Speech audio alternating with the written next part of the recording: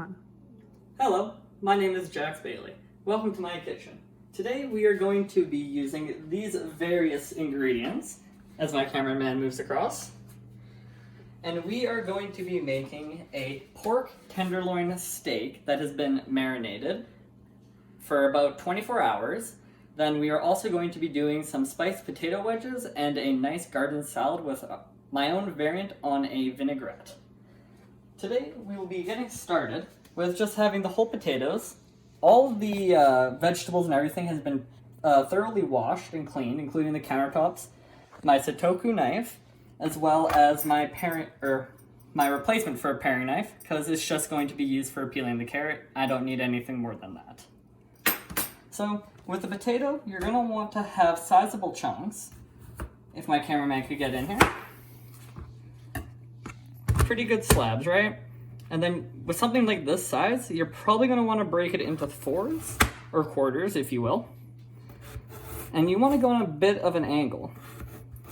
And then you can get that nice cut edge as you have here. And we're going to be doing that for all 5 of the potatoes here, and that will give us a bunch of wedges.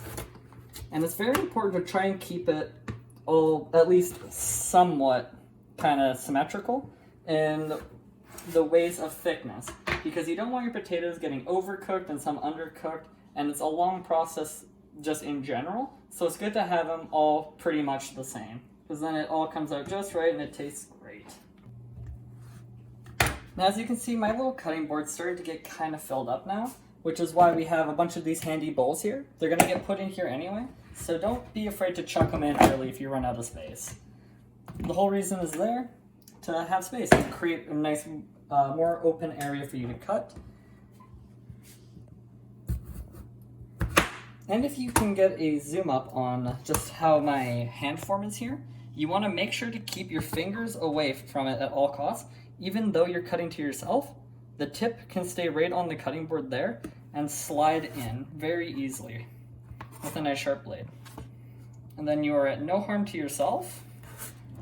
And if you keep this kind of technique up, you get fairly symmetrical and very close to the same pieces all around, and to nice quarters.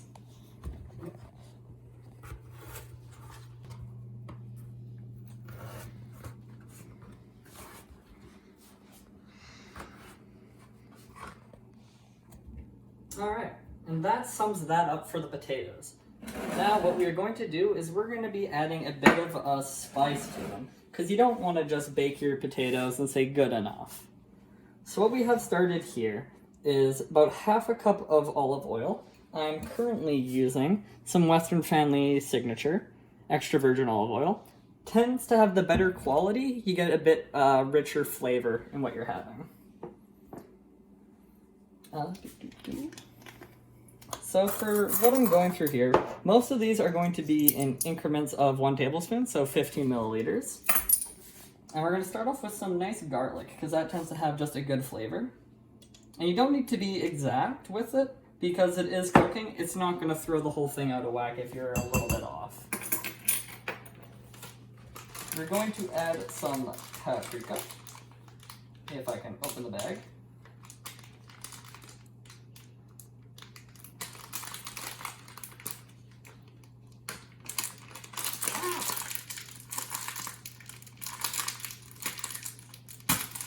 Okay, I'm just going to use a knife because I'm having difficulties.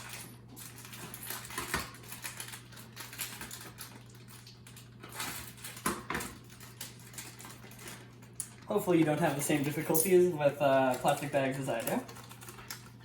But the paprika is going to add a bit more of a smoky and a bit more of a barbecue flavor, which I tend to prefer with my wedges.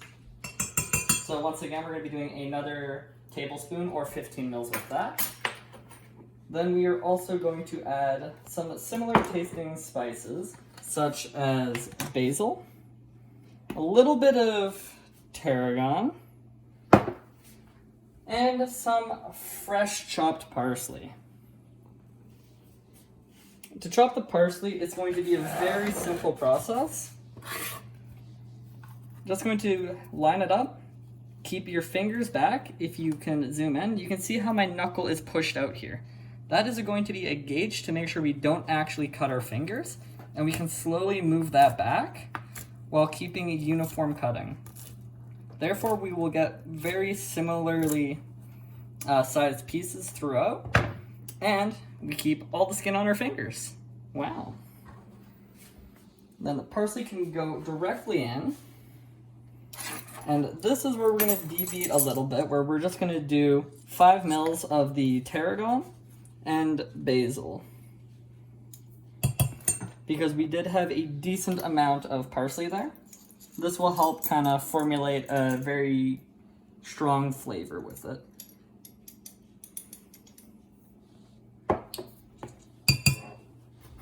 And last but not least, what we are going to be adding is a bit of Parmesan. I find it tends to go really well with the wedges, and it just adds a nice kind of cheesy flavor. I don't know, I also am just a big fan of cheese, so I like it, and I just find it goes well. Then we're just going to grab any old thing, such as a fork. We're going to mix it all up. As you can see, everything's getting absorbed into that oil very thoroughly. And it's adding a little bit of thickness thanks to the Parmesan, which is going to make it stick to potatoes a bit better as well.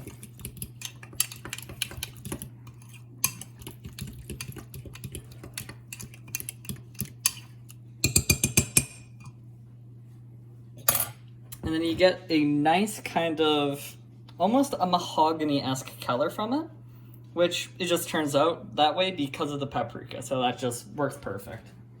And then when we are putting everything together, you're just gonna wanna drizzle it on here. So it's nothing major, you're gonna get most of it out anyway. And it's all gonna sink down to the bottom to the different layers. Now that we have most of it out, we're just gonna toss it with cleaned hands. I'm just gonna rotate it and get all of the oil, the kind of basing, and everything spread across everything. Once all of it gets to a really good texture kind of like this, we'll be good to go. I had just started, so I still have a few more turns to go though.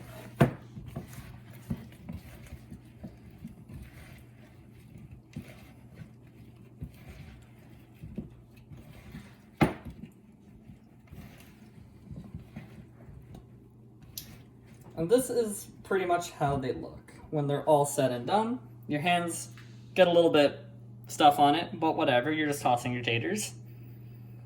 Then we have this nice pan over here already laid out.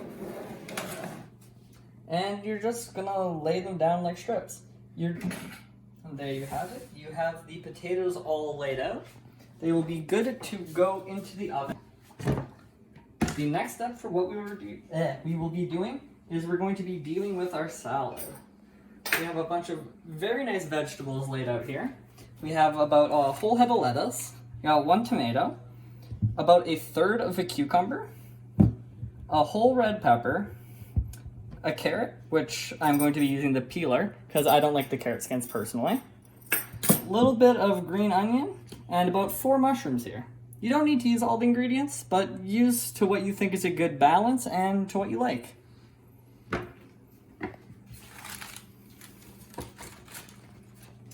So with something, if you're using a lot of lettuce, you can do a wide grip on it, but you're going to want to be careful because you're not going to be using the same method when you curl your knuckle. So just be very cautious about what you're doing. And what I'm doing here is I'm sticking out my pointer finger for that knuckle to be away from the rest of my fingers, so I can use that as a gauge while I go down. And I can slide my hand back, and I can push my knuckle out again, slide right up against. And that way I know I'm not going to cut myself. Next we're going to go with cucumber. And for this purpose, I'm going to just cut it off into little slices. And as you can see here, let me just point this a bit more towards the camera. Since it's on an easier vegetable to kind of grip, I can push out my knuckles back to this technique and slightly slide my hand back every time I go. And you get, once again, some very even and very consistent cuts.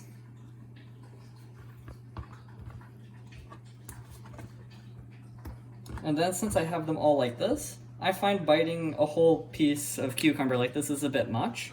So what I'm going to do is I'm going to cut it into cubes. Well, not cubes per se, more like quarters.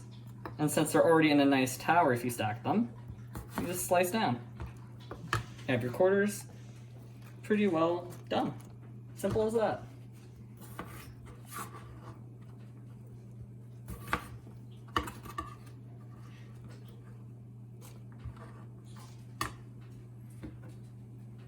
Then we have some mushrooms. Very easy to cut. Very similar process for all of this with the veggies.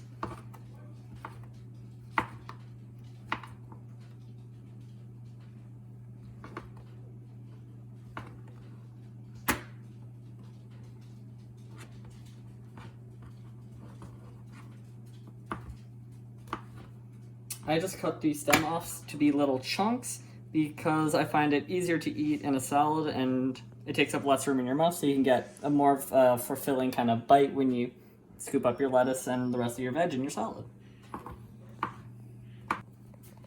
So I'm not going to end up using my last mushroom because the bowl's already getting a little bit full.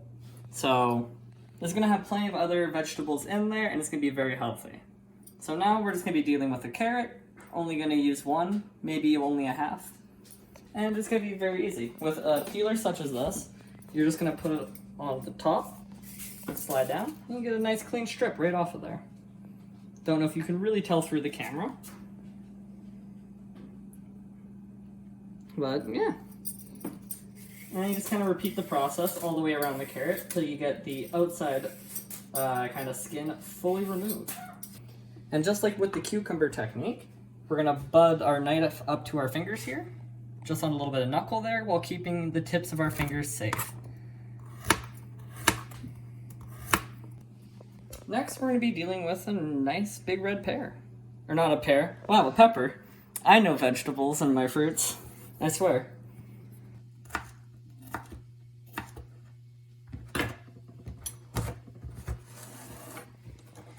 All these can just slide right in, and it's easy peasy. Starting to get a very kind of colorful salad here, which I tend to like because it's a lot healthier and it gives a bunch of different types of nutrients and vitamins that your body needs in day-to-day uses. Now we're just dealing with the tomato. I'm going to be chopping off the top because then I have a nice flat surface here to put down. Alright, now that I have most of the seeds and the innings out of it, I'm going to chop these up a little bit smaller to kind of match a similar size to the pepper. Not quite the same, but it'll be close enough. I'm gonna toss it a little bit with my hands since I know they're clean. You probably wouldn't do this in a restaurant, but this is just home cooking, so I don't find it as the end of the world. I know where my hands been, and they're clean, so.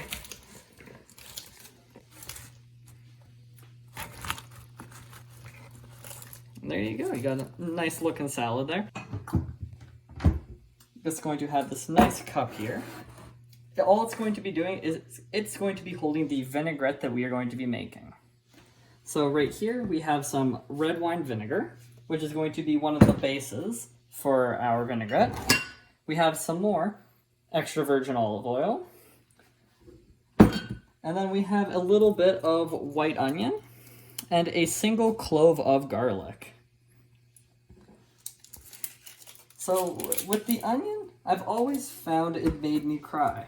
And then I found a little technique that seems to work really well. I don't know why it works, but for me it does. So what I do is I peel off the very first little layer here. And when it's kind of going around, you can see a little bit of sheen here. I find that that's the layer, and this a little bit of, not exactly sure what, just the layer of the vegetable here. It's the part that makes me cry the most. So once I peel that off, I give the onion a quick wash. And I find this works with almost all onions I've had. And with the vinaigrette dressing, we're going to want our onions cut fairly fine. So as you can see from this, they're cut fairly thin, just because it'll make it easier to mince. I'm only going to take off about 3 rings, so maybe close to 1/3 of an onion.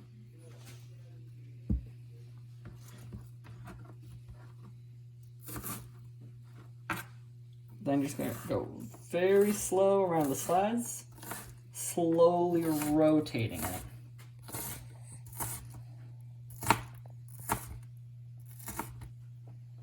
And you get some very fine pieces, which just add a lot of flavor to what the vinaigrette is going to be.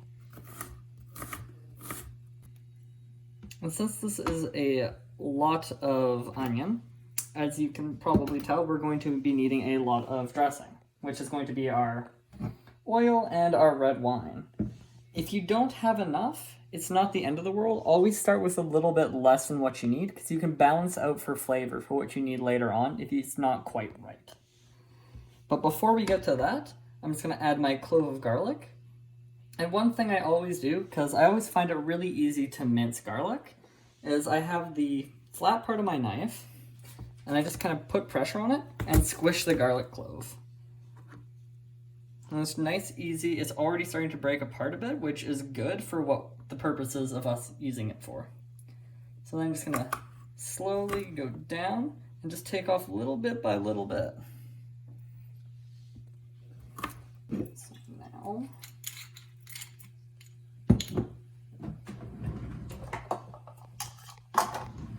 I'm going to grab about 1 cup of the red wine vinegar.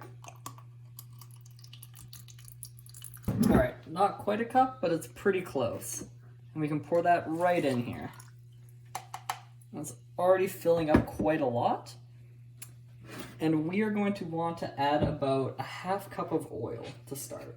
Because you don't want it to be too oily, otherwise it's going to have a very greasy feeling when you're eating your salad. And people don't want to eat salad to have greasy feeling. So I'm not being super precise, but this is about 1/3 to 1/2 of 1 cup. And that should be more than enough for what we need here. And you can see the difference in the separation from the oil to the vinegar there, which it happens. Oil is thicker than most other liquids, so it's going to stay to the top. So for me, I grabbed a clean fork, and I'm just going to mix it up a little bit. All right. Now last but certainly not least, we have what is the marinated pork tenderloin. The reason I'm doing this last is because you don't want to deal with cross-contamination. And cross-contamination is when you have raw meat mixed with raw vegetables. That is bad, and it can cause multiple side effects and just not good feeling. You could get food poisoning very easily, and that's just not fun. So with this here last, it's already kind of put up into smaller chunks. I'm going to preemptively cut mine to bite-sized pieces. Just because it's a bit nicer with everything else, and it will look better when you're dishing up at a plate.